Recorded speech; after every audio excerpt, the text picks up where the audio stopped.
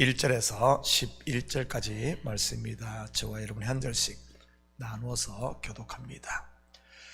야곱이 눈을 들어보니 에서가 400명의 장정을 거느리고 오고 있는지라 그의 자식들을 레아와 라헬과 두 여종에게 맡기고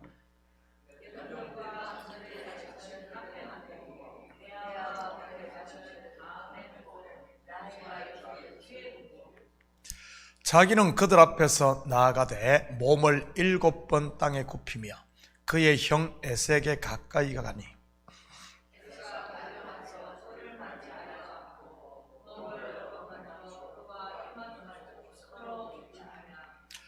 에서가 눈을 들어 여인들과 자식들을 보고 묻되 너와 함께한 이들은 누구냐? 야곱이 이르되 하나님이 주의 종에게 은혜로 주신 자식들이니이다.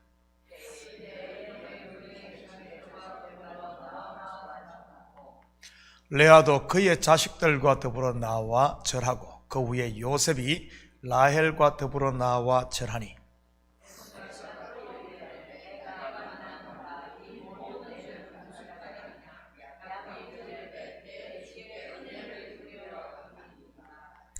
에서가 이르되 내 동생아 내게 있는 것이 족하니 내 소유는 내게 두라.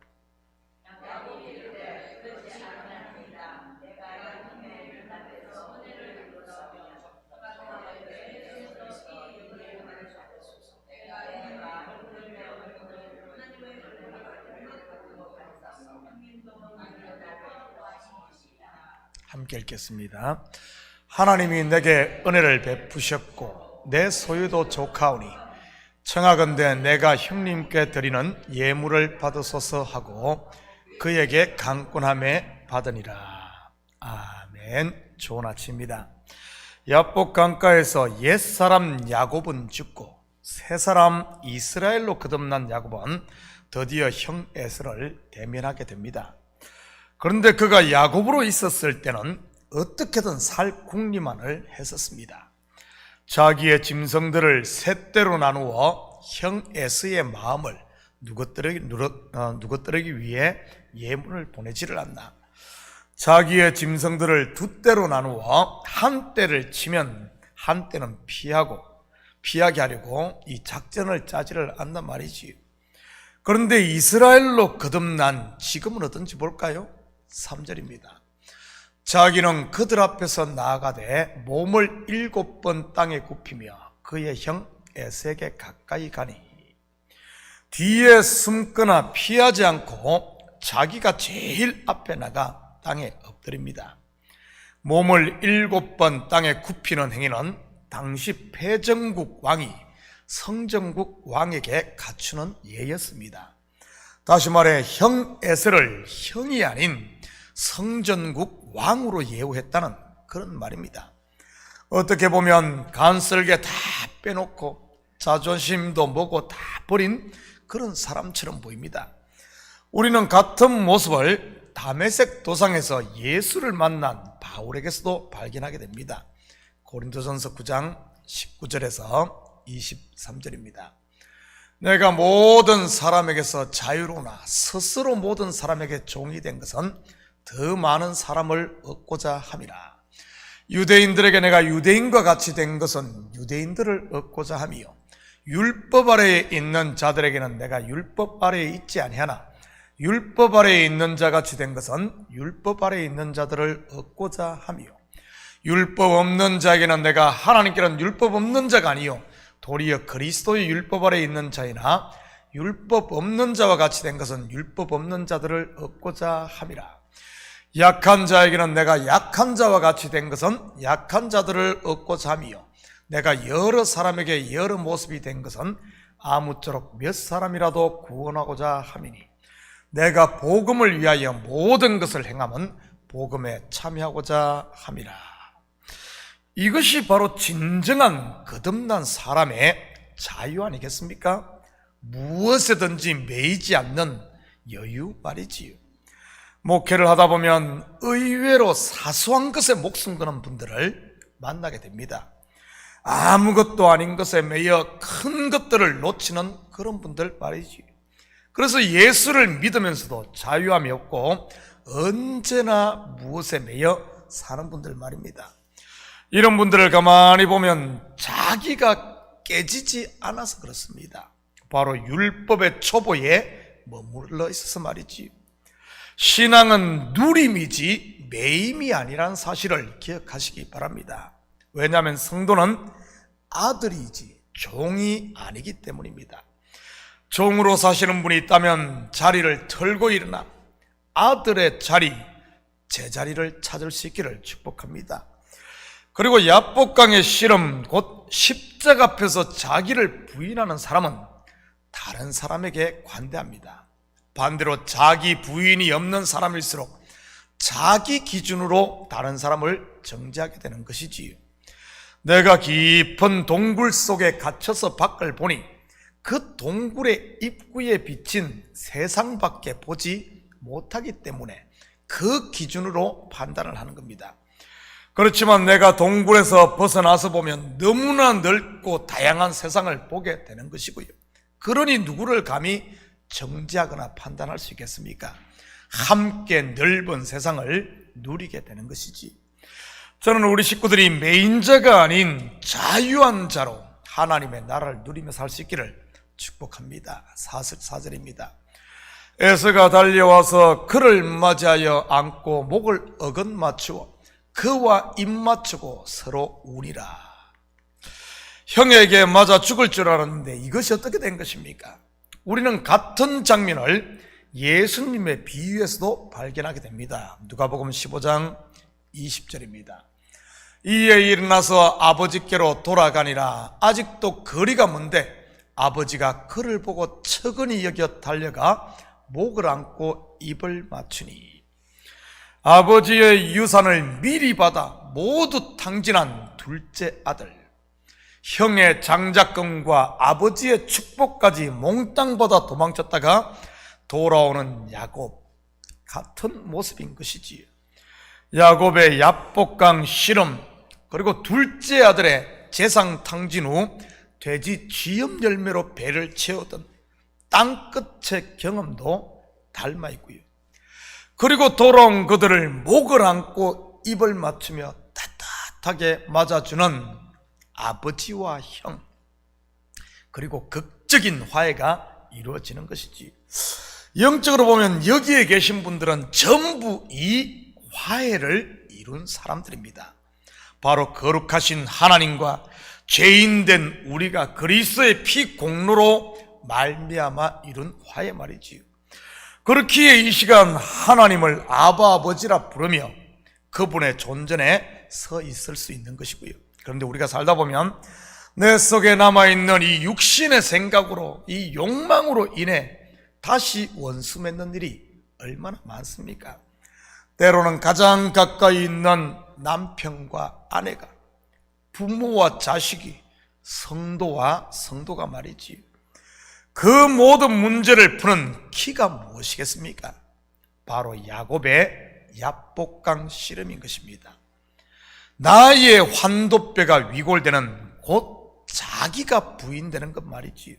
그러면 에서, 곧 원수가 달려와 목을 어긋맞추고 울며 화해하게 되는 것입니다. 저는 우리 성도들의 모든 삶의 영역에 이런 화해가 일어날 수 있기를 축복합니다. 5절입니다.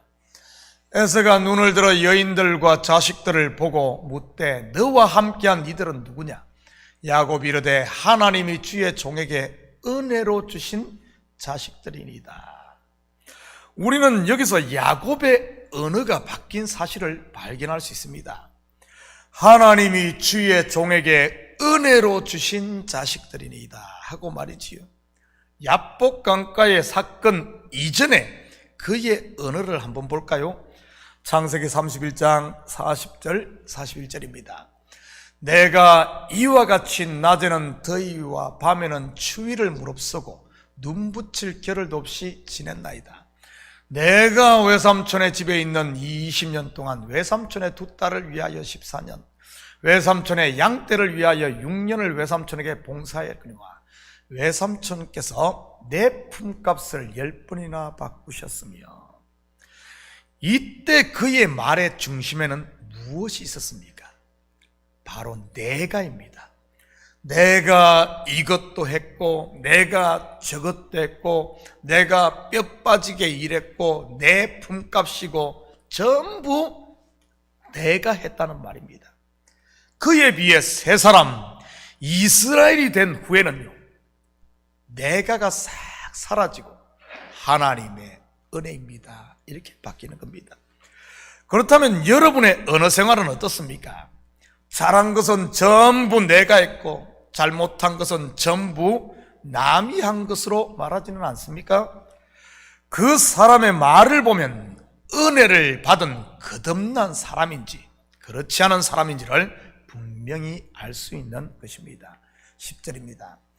야곱이 이르되 그렇지 아니하니이다. 내가 형님의 눈앞에서 은혜를 입었사오면 청하건대 내 손에서 이 예물을 받으소서. 내가 형님의 얼굴을 배운 적 하나님의 얼굴을 본 것 같사오니 형님도 나를 기뻐하심이니이다. 야곱과의 화해를 이룬 에서는 야곱이 보낸 예물에 대해 질문을 합니다. 분명 야곱은 에서에게 예물을 보낸 이유가 그의 마음을 누그러뜨리기 위함이었습니다. 본문에서는 은혜를 입기 위함이라고 표현을 했지만 사실은 일종의 뇌물이었던 것이지. 그리고 지금 에서는 마음을 누그러뜨린 정도가 아니라 야곱과 완전한 화해를 이루었습니다. 야곱의 예물 때문이 아닌 야곱이 자기 자신을 하나님께 드림으로 말이지, 더 이상 뇌물 곧 예물을 드릴 이유가 없어진 것입니다. 그런데도 야곱은 강권하기까지 하며 예물을 에서에게 드립니다. 그런데 본절을 가만히 보면 첫 번째 드린 예물의 의미와 화해를 이룬 후에 드리는 예물의 의미가 바뀌어 있음을 보게 됩니다. 그렇다면 화해를 이룬 지금 드리는 예물에는 어떤 의미가 있을까요? 내가 형님의 얼굴을 배운 적 하나님의 얼굴을 본 것 같사오며 형님도 나를 기뻐하심이니이다. 무슨 말입니까? 이 예물은 뇌물이 아니라 형님이 나를 기뻐하시기 때문에 드리는 선물이라는 말입니다. 받은 은혜에 감사해 드리는 사랑의 빛 말이지요. 바로 은혜 받은 성도가 드려야 할, 우리가 드려야 할 예물이 이런 것이 되어야 한다는 말입니다. 여러분은 어떤 예물을 하나님께 드리고 있습니까? 이것은 비단 예물뿐만 아니라 봉사라든지 예배라든지 그리고 기도도 마찬가지인 것이고요. 내 속에 있는 욕망을 채우기 위해 드리는 뇌물입니까? 아니면 받은 은혜에 감사해서 드리는 선물입니까? 뇌물을 드렸는데 뜻을 이루지 못하면 어떻게 되죠? 속된 표현으로 다 까버리고 너 죽고 나 죽자로 가는 것입니다. 교회에서 그런 일들이 얼마나 많습니까? 내가 이렇게 헌금하고 내가 이렇게 교회를 위해 충성하고 내가 이렇게 목사님에게 잘했는데 장로 투표에서 떨어졌다든지 목사님이 자기보다 다른 사람을 더 인정해 준다든지 하면 말이지 뒤집어지는 것이지요. 그래서 스스로 교회를 다 흘어버리는 것이고요. 그렇지만 하나님의 은혜를 제대로 알아들이는 선물은요, 하면 할수록 기쁨이 넘치고 자유로워지는 겁니다. 왜냐하면 사랑의 빛, 구원의 빛을 갚는 것이니까요. 여러분, 차나 집을 빚으로 사고 그것을 갚아 나갈 때 어떻던가요? 페이오픈 날이 가까워다 오면 가까울수록 그 짐에서 점점 자유롭게 되지 않던가요? 저는 우리 식구들이 하나님을 더 깊이 알아 뇌물 드리는 신앙이 아닌 감사의 선물을 드리는 사랑의 빚진 자로 살 수 있기를 축복합니다. 그러면 하루하루가 즐겁고 자유를 마음껏 누리며 살 수 있을 테니 말이지. 사랑하는 성도 여러분, 오늘 하루도 욕망의 노예가 아닌 사랑의 빚진 하나님의 아들로 당당하게 즐거워하며 이 구원의 감격과 은혜를 누리며 사는 이런 복된 하루 되시기를 예수님의 이름으로 축복합니다. 같이 기도하십시다. 사랑의 아버지 하나님, 참으로 감사를 드립니다. 하나님을 더 깊이 알아 우리가 받은 것이 얼마나 큰 줄을 알아 이제는 아버지 한 빚진 자로 감사함으로 하나님께 아버지 하나님 뇌물이 아닌 예물을 드리는 이런 삶이 될 수 있도록 축복하여 주시옵소서. 내 속에 갇혀 울며 이를 가는 인생이 아닌 하나님께서 우리에게 주신 복을 아버지 하나님 마음껏 누리고 삶의 현장에 나누며 조카도다 조카도다 고백하며 하나님을 찬송하고 하나님의 찬송이 되는 저희들 되게 도와주시옵소서. 그러기 위해 아버지 하나님 우리 속에서 아버지 하나님 육신의 옛 생각이 올라올 때마다 아버지 하나님 십자가 앞에 엎드려 나를 내려놓는 나의 십자가를 지고 자기를 부인하는 이 야복강가의 싸움이 있게 하시고 그리고 아버지 하나님 그 싸움에서 그리스도와 더불어 승리하여 이제는 관대한 삶, 여유 있는 삶, 열린 삶 함께 누리며 함께 즐거워하는 천국을 살게 도와주시옵소서. 감사드리며 예수님의 이름으로 기도드립니다. 아멘.